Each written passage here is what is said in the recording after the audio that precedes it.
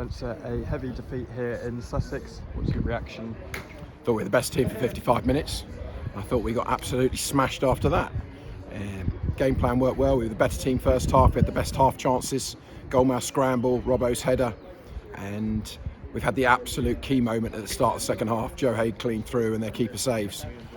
But the first goal is a calamity, and as soon as the first goal goes in, we were an absolute shambles. And we were young, even though they're not much older than we are. 3 of the 4 goals were a disgrace, and you come away having lost 4-0, which at 55 minutes you really can't believe. We were in an absolute battle first half. As I said, we edged it, and that's a great chance, but 2 centre-halves get in each other's way for the first goal. Second goal's a great strike, but we don't close it down. Third goal's, I don't even want to say how bad it is, and the 4th goal as well. So we're rushing at 3-0 with 10 minutes to go, very young, and I'm fuming because with everything taken into account, at 55 minutes, we're the better side. But as soon as we concede the first, you saw the quality and ruthlessness of a side that have absolutely smashed us for 30 minutes. And I just wanted to get off the park, but we were rushing things. I've got people taking quick throws, quick free kicks, quick goal. I mean, it's ridiculous. And it's the hope that kills you there, because I just said to the boys, if we'd been 2-0 down at half time and been blown away, you'd go and you lose 4-0, you go, fair enough. But the game plan was working really, really well for 55 minutes. But the first goal is an absolute game changer, and both centre halves, that's abysmal. So you've got to take your medicine, but some of these lads don't accept that. They go very individualistic when things go wrong and want to get a goal for them, want to do something, yet they expose us to embarrassment, and the result shows a 4-0 drubbing. And I was just saying to one of their players, bet you can't believe that. 50 guys can't believe it. It's just like, but here's where we are. Obviously, it is a tough result to take. What positives can you take from today? Close to none. We got through it without any more injuries. As I said, it's the hope that kills you, and to be so on point in the game plan and had the better of the half chances and the best chance of the game, and be 0-0 at 55, and the pressure was building, and to give 3 abysmal goals away, well, that's just not good enough. So the players have to take responsibility, but you know, there's very little to take, because we wake up in the morning and it shows 4-0, and that's the statement of fact. They showed their ruthlessness, their quality. Second goal is a fabulous finish, but the other 3 goals are gifts. And you brought in a new striker this week. Can you tell us a bit more about him? Not really.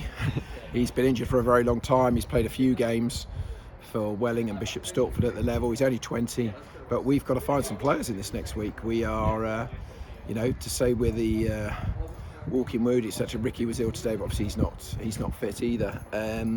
We've got 2 away on international duty. Pavy's loan's ended. It is what it is, and as I said, I'm disappointed, because it was easy to go in there after the game and just go, oh, it doesn't matter, but it does matter, because at 55 minutes we were so in the game. To throw it away like that is very, very disappointing. And how do you feel ahead of a week to prepare for a trip to St Albans? At this stage of the season, it's just bodies, isn't it? We're ticking over. We're trying to, I think we'll have to bring in 1 or 2, make sure Alfie gets back, and the other lad won't be back for an extra week. Look, we can take something from 55 minutes, but that's a lesson. It's a lesson to our lads. But the first goal is an absolute game changer. They talk about that cliche, goals change games. That completely changed this game, because they were frustrated. As I said, the chances we had, half chances, yes, they had a couple as well, but you could see the frustration, and but we absolutely capitulated when the first goal went in, and the first goal was so bad. There was a little bit of an incident in the first half with Jack Turner. Is there anything you can say on that? No, it's every club can have some issues. We're grateful for the support that Eastbourne put out there. Obviously, it's horrible when it happens, but it is what it is. It's communities everywhere. There's always a few troublemakers, and it spoils it for the 99.9% of the others that are fantastic. So, you know, I think we made them here very, very nervous for 55 minutes, and that's the total frustration. But as I said, we wake up in the morning and it's a drubbing, and it was for 30 minutes. Let's make no bones about it. It was complete and utter, threw it off, and I'm very disappointed for the loyal fans that travelled a very long way to get here, especially with the motorway. It was very disappointing. As I said, you're looking at this going, wow, at 55 minutes. And I said, if Joe scores, I think he's got to score, best chance of the game, and then it could have been very, very different. But we are fragile, and that's what happens with youth. So, you know, we have to try and pick ourselves up again. But I think you've seen with my anger and disappointment that we are not going to throw away any game.